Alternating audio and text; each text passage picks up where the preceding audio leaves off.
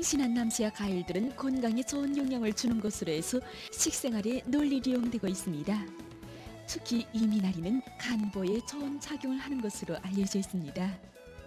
그럼 이 시간에는 미나리를 비롯해서 간보에 좋은 작용을 하는 몇 가지 식품들에 대해서 보기로 합시다.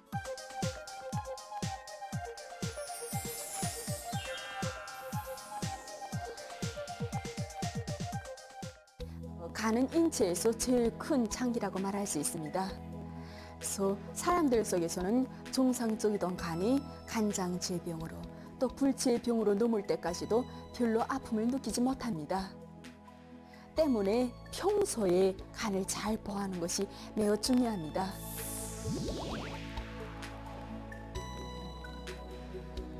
미나리가 간에 좋다고 해서 미나리 철이 오면 우리 가정에서는 미나리 요리야 미나리 김치를 해먹는데 가정에서 정말 좋아합니다.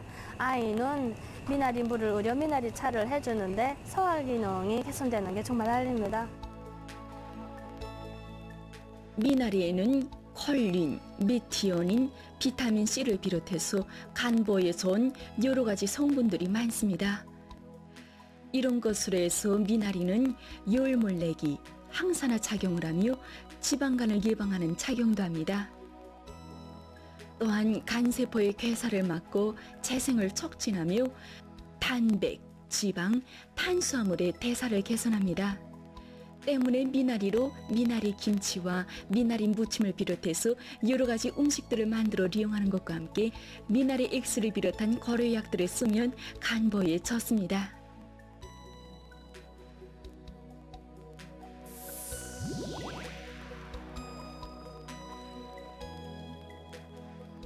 마늘과 양파도 우리 가정주부들이 식생활에 많이 이용하는 식품입니다.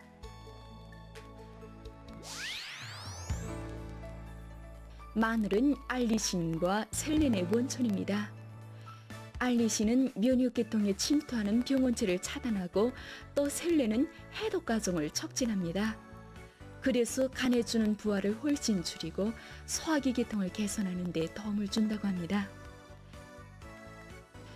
마늘은 한 번에 한두 쪽씩 될수록이면 식후에 생신한 그대로 섭취하는 것이 좋습니다.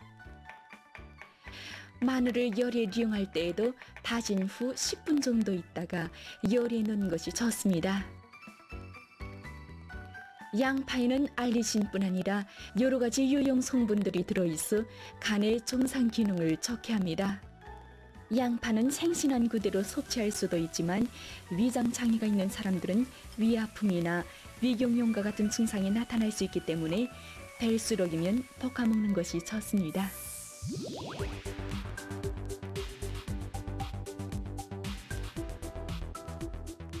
남새뿐 아니라 수산물도 간보에 매우 좋은 식품들입니다. 수산물은 간에 비교적 좋은데 특히 조개류는 간의 이상적인 식품이라고 말할 수 있습니다. 그 중에서도 가막조개, 섭조개, 대합조개 등에는 질 좋은 단백질과 메티오닌, 시스틴, 타우린 등과 같은 성분들이 많이 들어 있습니다. 이 성분들은 지방이 간에 침착하는 것을 막고 간세포의 재생 과정을 촉진하는 작용을 합니다.